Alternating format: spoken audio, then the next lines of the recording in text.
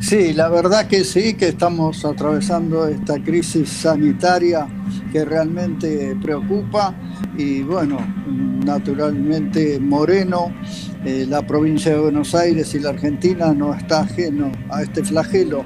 Y bueno, esto realmente me preocupa. Me preocupa por todo lo que trae aparejado, aparte de la salud.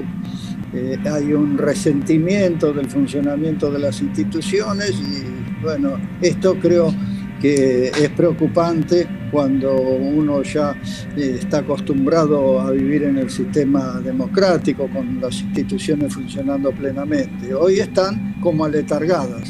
Bueno, y esto se resiente en el funcionamiento también político, digo, de la política habitual que estamos acostumbrados a llevar adelante, digo, por ejemplo, en el Consejo Deliberante de Moreno. Bueno, sí, el Consejo Deliberante es una institución republicana, democrática, participativa y ahora está sufriendo restricciones respecto de los que pueden participar, del periodismo, del público. Y bueno, son cosas que a uno le llaman la atención, pero fundamentalmente es preservar la salud de los concejales, ¿no? Pero creo que, bueno, la Cámara de Diputados de la Nación, la Cámara de Senadores de la Nación. Eh, Creo que la tecnología es importante, la tecnología es una herramienta que nunca debemos despreciar, pero hay situaciones donde la tecnología no puede suplir las bases republicanas.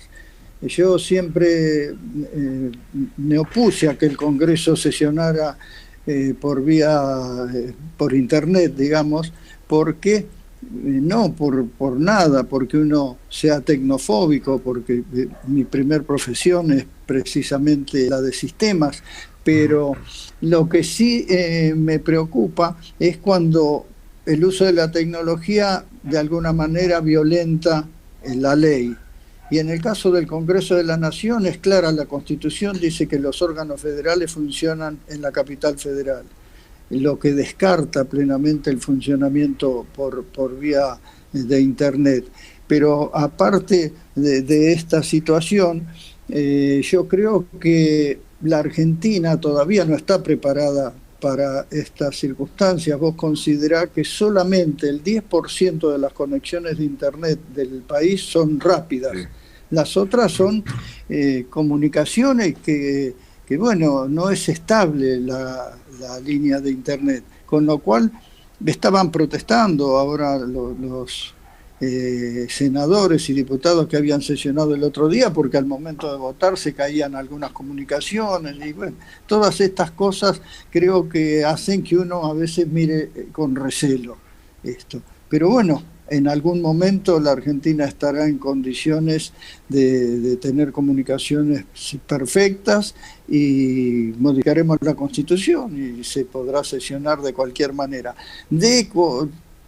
Ahora, ciertamente la concepción republicana es que estos cuerpos son colegiados y presenciales.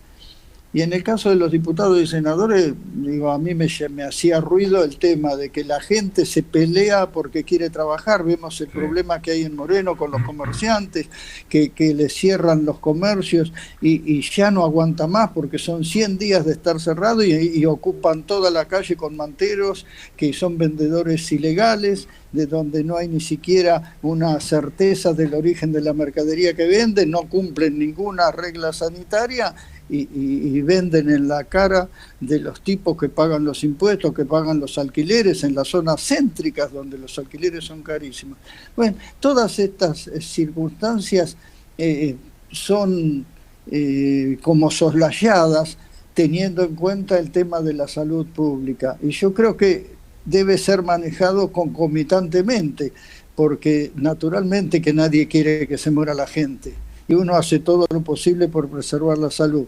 Pero esto es lo que se dice, pero no lo que se hace plenamente, porque si no tenés que hacer cerrar al que abre y correr al que pone una manta en la calle y vende ilegalmente. Bueno, Así que a veces... justamente eso fue lo que pasó el día sábado. El día sábado de la mañana los comerciantes denunciaron que aquellos que estaban atendiendo a media cortina, digamos con la cortina media levantada, pasó la Sí, municipalidad y lo hicieron cerrar, y a la tarde fue esta explosión de manteros en el centro de Moreno. de- y claro, y eso indigna realmente, porque si los inspectores tenían el celo para cerrar a los comerciantes establecidos, tendrían que haber corrido a los manteros, cosa que no sucedió.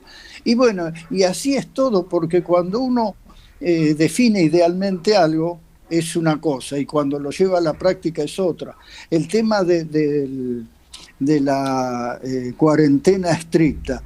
Digamos, hay lugares donde esto se puede realizar sin problema, pero hay lugares, sobre todo en el conurbano, donde esto es imposible de realizar, porque la gente vive en un ambiente de 6 por 6, 5 o 6 personas, sin dependencia, los baños pueden estar afuera, no hay agua corriente, entonces es muy difícil, no es que uno lo piense y lo define como si la Argentina fuera de clase media. La Argentina tiene hoy un 35-40% de pobreza, y después de la pandemia esto va a ser mucho más profundo, más difícil de salir, así que hay que tener algún tipo de contemplaciones. Y no es que el que quiere que la gente trabaje está a favor de que la gente se muera, no. Esto funciona al revés, se va a morir si no trabaja.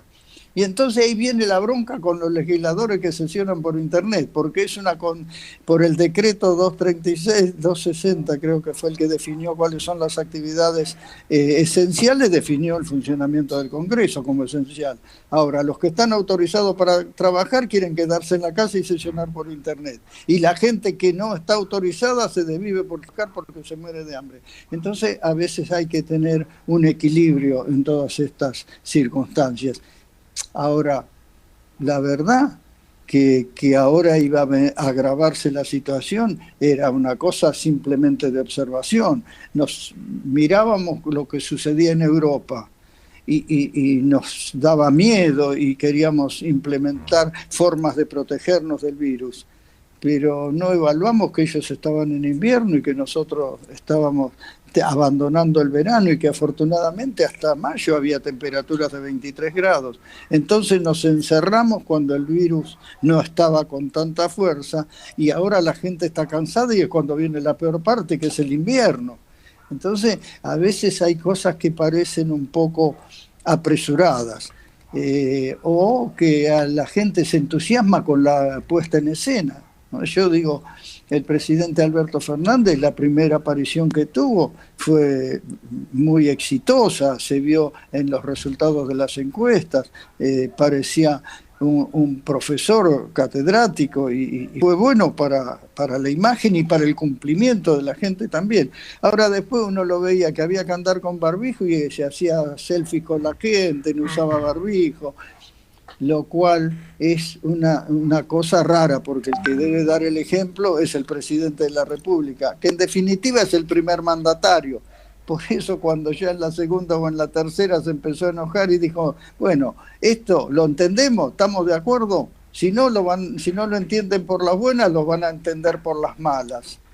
En realidad el presidente es el mandatario de todos los argentinos, y no hay forma de hacernos entender por las malas, porque la herramienta constitucional sería el estado de sitio, pero hay que tener huevo para decretar el estado de sitio ante la posibilidad de que la gente no lo cumpla, porque entonces ahí tenés que recurrir a la fuerza pública y a la violencia del Estado, y la cosa se puede empeorar. Así que siempre que hay este tipo de situaciones, lo que hace falta es que la gente esté convencida y tenga ganas de cumplirlo. Hay que explicar, hay que destinar todo el tiempo que sea a convencer a la gente de que es lo mejor, y también prever que hay gente que no es ni de los que reciben toda la ayuda del Estado, ni de los que tienen ingresos fijos, como pueden ser los empleados de las grandes empresas en la Argentina o los empleados públicos, y ver ese universo de gente que es trabajadora, pero que ni siquiera es monotributista, o sea, los albañiles, los pintores, los plomeros, que gente que trabajaba todos los días y que vivía con 60, 70, 80 mil pesos por mes, y que hace 100 días que no recibe nada. Y tampoco tiene la cultura para ponerse en una cola para recibir, ir a comer a una olla popular. Entonces hay que hacer un balance de todas estas situaciones y contemplar que 100 días sin ingresos es muy duro. Muy duro para cualquiera. Pipi, bueno, todo parece, así que, bueno, todo parece indicar que la cuarentena se va a hacer más rígida, por llamarlo de alguna manera, porque en realidad sí, lo que uno nota acá en Moreno sobre todo es la falta de controles. De controles. ¿Cómo ves las próximas 2-3 semanas? Y teniendo en cuenta que en un Moreno que, según nos dijo la intendente la semana pasada, bajó sensiblemente su recaudación a un 10% prácticamente de lo que estaba cobrando en febrero-marzo. Bueno, naturalmente los ingresos del gobierno municipal decaen, porque ciertamente la gente, si no trabaja, no puede pagar. Después Moreno tiene la mayoría de su territorio con calles de tierra, sin iluminación, sin cloacas, sin agua potable. Esto hace muy difícil el cumplimiento. Yo creo que no va a ser fácil volver a un encierro como fue la fase 1, que la gente ya está cansada, así que creo que es fundamental cómo lo explique el presidente cuando se decida esto y se anuncia al público. Pero aparte hay que tener en claro una cosa: si de alguna manera tenemos que retroceder en cuanto al avance que teníamos respecto de la posibilidad de trabajar, es porque la gente no ha cumplido. No ha cumplido porque hay un bolsón, sobre todo en el conurbano, que tiene imposibilidad natural de cumplir. Entonces, a lo sumo podés pensar en un encierro barrial, lo que es difícil y digamos casi traumático, porque si no la gente no puede quedarse en el ámbito donde duerme, cocina y todo, y está más amontonado que si anda afuera. Entonces hay que tener en cuenta estas cosas. Me parece que va a ser difícil de cumplir, me parece que Moreno, bueno, es inseguro, y el estar encerrado realmente lo que da son las condiciones propicias para el aumento del delito, porque el delincuente ya no tuvo nunca cuarentena. Entonces hoy tiene la certeza que cuando vos salís de tu casa estás solo, no hay ninguna vecina que está mirando por la ventana, no te cruzás con otro, entonces estás a merced de los delincuentes, y esto hace que Moreno y Merlo tengan la tasa más grande de homicidios de la provincia de Buenos Aires, lo que es grave, muy grave. Y bueno, ahí también veo que el Consejo Deliberante quiere demostrarle a la gente que se preocupa por seguridad. Pero en la sesión de hoy se va a tratar un proyecto que en realidad dice que se ocupa de la seguridad, pero es un proyecto irreal, que es un proyecto de resolución. En realidad no sé lo que es, porque el título del proyecto dice ordenanza y después el cuerpo dice resolución. Y en realidad a lo mejor no tendría que ser ni ordenanza ni resolución, y tenía que ser otro tipo de proyecto. Pero la seguridad no son los organismos judiciales, la seguridad es la prevención. Y la prevención es la policía en la calle. Y la policía en la calle tiene que ser la policía de la provincia de Buenos Aires, que es la que conoce. Es cierto que las fuerzas federales ayudan, pero cuando un gendarme que viene de Corrientes, vos le decís que vaya a Santa Brígida, lo mataste. Dale las coordenadas porque si no ni llega. Y cuando llega a Santa Brígida no tiene el conocimiento territorial que tiene la policía, que está permanentemente abocada a la seguridad en el lugar. Por eso yo creo que más que organismos judiciales y más que un proyecto que no tiene viabilidad, porque la ley que creó el Departamento Judicial, la 13.601, en su momento lo creó restringido. Después, en el 16 se amplió, y se amplió teniendo el sustento que habían mejorado las condiciones económicas de la provincia y que iba a haber plata para implementar el Departamento Judicial. Hoy estamos en la lona, sí. Así que no podemos pensar que va a haber plata para implementarlo. Por eso digo yo, tal vez debiera ser una comunicación, dirigirse al gobernador y decirle que en el próximo presupuesto instruya al ministro de Justicia para que prevea las partidas necesarias para implementar el Departamento Judicial. Pero eso es de largo aliento. Nosotros tenemos que observar la realidad antes de implementar ordenanzas, porque la gente cree que se están preocupando por la seguridad, y la verdad que la seguridad no es la justicia. Los jueces actúan cuando ya pasaron las cosas, y las cámaras mucho más lejos todavía. O sea, si al tipo lo mataron para robarle la zapatilla, bueno, le importa tres pepinos que lo juzguen en Trenquelao que no que lo juzguen en Moreno. La celeridad en ese momento no le va a devolver la vida ni el consuelo a los parientes. Así que muchas veces hay que ver, y sería mucho más propicio decirle al gobernador que le asigne a Moreno las fuerzas policiales suficientes como para establecer un servicio mínimo de prevención. La ONU dice que un número aceptable de policías para la prevención son 300 policías cada 100.000 habitantes. Bueno, la ONU tiene un estándar de preparación policial que es superior al que tenemos nosotros, porque cuando ves los pobres chicos que están de parada en una esquina, están con el celular y no miran nada ni ven nada. Así que nosotros necesitaríamos un número mayor de 300 y un mayor control sobre la fuerza. Esto no sucede. Esto es lo que debería pedir el Consejo Deliberante.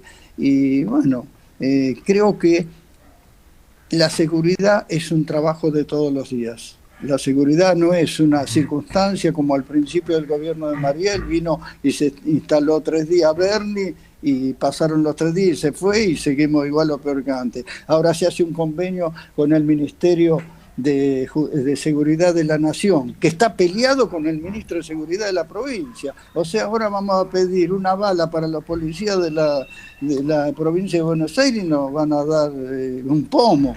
Y las fuerzas federales van a venir y después se van a ir. Con lo cual creo que a veces hace falta una mayor participación, un mayor conocimiento para tomar determinadas situaciones. Y yo veo que la intendenta es voluntariosa, pero me parece que a veces le falta asesoramiento profesional en una medida mucho mayor y asesoramiento político. Aunque ahora, bueno, yo celebro que llegó Coco Lombardi, que es un viejo político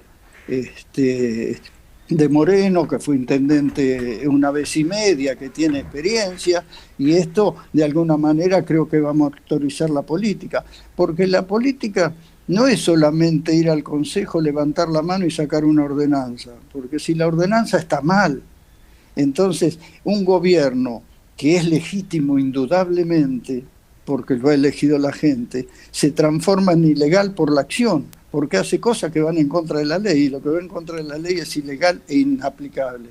Y entonces yo veo algunos concejales reseñan lo que han trabajado en los primeros 6 meses y ponen proyectos que todavía no están en aplicación, proyectos que han sido copiados de la capital del año 2000 y del 2000 al 2020 cambiaron las leyes, o sea, proponían leyes que ya no existen más, por ejemplo, para sacar la chatarra que hay al lado de la Exxon entrando a Moreno. Y entonces después, cuando uno dice que está mal, se enojan y te levantan la mano y votan las cosas que están mal.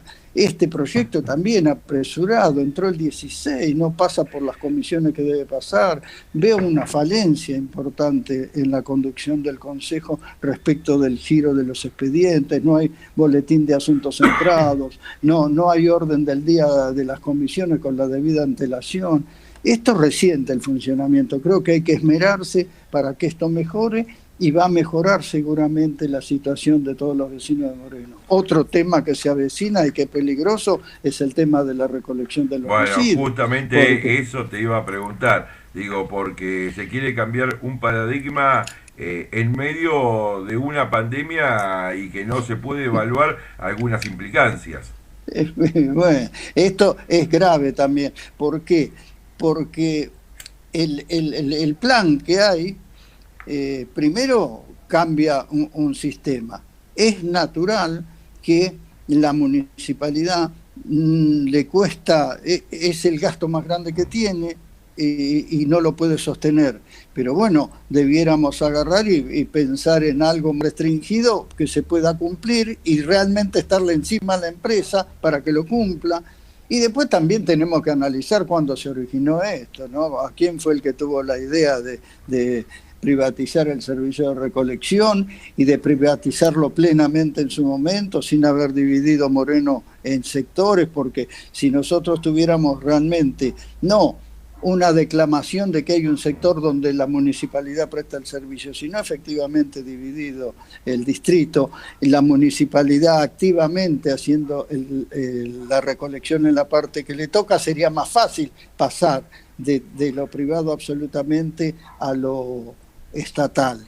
Pero bueno, después hay cosas que hay que ver, porque la municipalidad va a ser la que pone el capital y la cooperativa de los camioneros va a ser la que pone el personal, pero nosotros vamos a estar bancando el capital para que una cooperativa tenga ingresos superlativos comparados con los empleados municipales. Entonces hay muchas cosas que ver y después hay que ver el tiempo, porque hasta noviembre va a estar esta empresa. Y esto necesita tiempo para implementar, porque si no en noviembre vamos a decir, uy, nos quedamos sin recolección. Llamemos a los de los carritos, a los de la carretilla, que la gente venga y tire la basura a 6 cuadras de su casa. Moreno puede llegar a empeorarse, pueden empeorar las condiciones sanitarias, así que creo que hay que exigir desde el Consejo que esto tenga un amplio debate y se solucione con tiempo, porque si no estamos muy mal. Después hay otra cosa. La municipalidad está gestionando un leasing para la compra de camiones. Bueno, se pidieron millones de pesos, y 200 millones, y le autorizan en teoría alrededor de la cuarta parte de eso. Pero aparte hay que ver dentro de 2 meses qué compras con los 50 millones que te autorizan. O sea, podemos quedarnos en el medio del río sin el bote. Hay que tener cuidado. No creo que sea el momento oportuno. Sí creo que la municipalidad necesita desprenderse de este gasto inmenso que no puede sostener, pero necesita tener un servicio de limpieza adecuado, porque si no va a ser un desastre. Nuestras propiedades se van a desvalorizar cada vez más, a pesar de que ya están bastante desvalorizadas, y vamos a vivir en un ambiente contrario a la sanidad que necesitamos. Así que bueno, y desde el radicalismo nosotros estamos preocupados por esto, también estamos preocupados por el funcionamiento de Juntos por el Cambio, no solo en el orden local, sino en el orden nacional. Por eso celebré el otro día las declaraciones del presidente del Comité Nacional, cuando de alguna manera criticó el accionar que está teniendo Rodríguez Larreta, que le hace de partener a una puesta en escena que no tiene nada que ver con lo que es Juntos por el Cambio. Naturalmente, yo no digo que el gobernador de Cava se vaya a pelear con el presidente todos los días, pero sí digo que si hizo las cosas bien, tiene que sostener algunas posiciones que tiene, porque este desastre del contagio no es porque salieron los runners a correr una semana. Esto es porque en el conurbano no se cumplió, la verdad, y no hubo ningún control de que se cumpla. Entonces la gente la cumplió mientras tuvo ganas y después la dejó de cumplir. Y ahora no sé si los vamos a poder, si se va a aceptar estar encerrada nuevamente. Así que creo que coincido con el Comité Nacional respecto de que Macri ya fue, como dicen los pibes. Creo que bueno, que hubo un cambio de política y que debemos sentarnos, barajar de nuevo y fundamentalmente ver de elegir un candidato que tenga las condiciones. Macri, yo, digamos, nunca fui partidario acérrimo, pero creo que hizo un gobierno aceptable dentro de lo que era la situación. Y el conurbano no se vino abajo porque lo manejó Vidal 4 años, porque hace 30 que lo maneja el mismo color político que es el peronismo. Así que bueno, estamos en un profundo debate en la sociedad. Creo que los políticos tienen que hablarles más.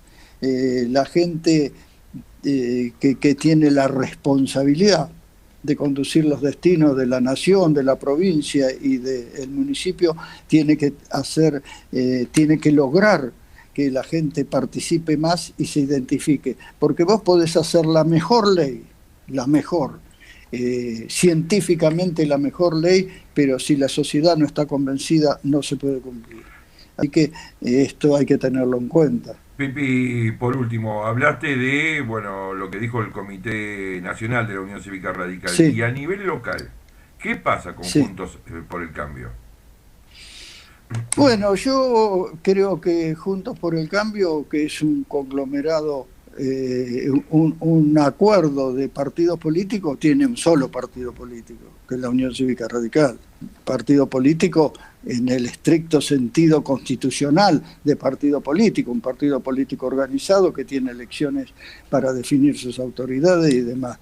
El PRO no tiene este sistema de funcionamiento y la conducción de ASEF es siempre la misma. Aparece 6 meses antes de la elección y después desaparece. Digamos, hace más o menos como hace Cristina, que cuando hay crisis se guarda y no la encontrás por ningún lado. Me parece que el bloque tiene mucha voluntad por parte de los concejales, pero que necesita estar un poquito más organizado. Tenemos un número muy importante en el Consejo, 8 concejales es un número muy, muy importante. Creo que debemos trabajar más en este punto.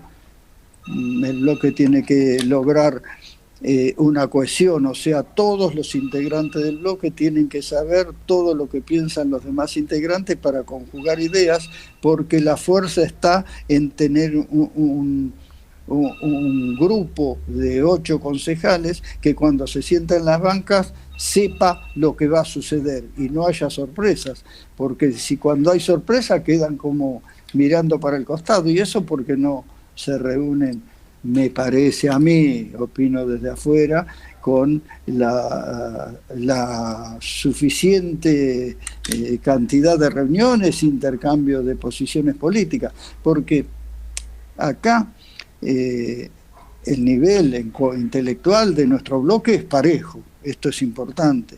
Al ser parejo, todos están en condiciones de entender las ideas de todos y de defender las ideas de todos. Y los que tienen más experiencia en los cuerpos legislativos son los que tienen que guiar a los demás. O sea, en todos lados el presidente del bloque es el que habla último, en todos lados el presidente del bloque es el que distribuye el rol que tienen los nobles concejales en la escena, que son las sesiones, y esto me parece que a veces falla en el bloque de Juntos por el Cambio. Así que bueno, yo transmito esta preocupación a los concejales, trato de poner experiencia, y fundamentalmente creo que tiene que abrirse el debate en Juntos por el Cambio para las próximas elecciones, y fundamentalmente esto a nivel nacional, provincial y todo, porque yo creo que Juntos por el Cambio está en condiciones de ganar ya la próxima elección, en el 21, porque la circunstancia es gravísima y va a ser mucho más grave, y hoy el gobierno no da respuesta ni siquiera a sus partidarios, porque, bueno, sí hay ayuda, están los 10.000 en 100 días lo cobraron una vez lo que lo pudieron cobrar. Pero hay 6 millones que cobran, sí, pero capaz que necesitan cobrar 12, porque hay algunos que no cobran. Y tiene que ser permanente, porque vos imaginate 10.000 pesos en 100 días. ¿Qué es? Nada. Entonces sí, hay voluntad, pero a veces se pierde en la implementación. Por eso yo digo, es fundamental transmitir, hablar y convencer antes de aplicar las cosas. Y hablar con honestidad es sustancial, ¿no? porque decir, nos estamos preocupando por que Moreno tiene la tasa de homicidios más grande del conurbano y casi del país, y lo que se nos ocurre es decir que tenemos que tener más fiscales, la Cámara, otro tribunal del trabajo. Dejémonos de joder, muchachos, tomemos la cosa en serio. Gracias, Pepi. No, gracias a vos, Rodrigo, y un saludo a todos tus colaboradores que siempre son tan afables y a tu audiencia. Un abrazo, gracias.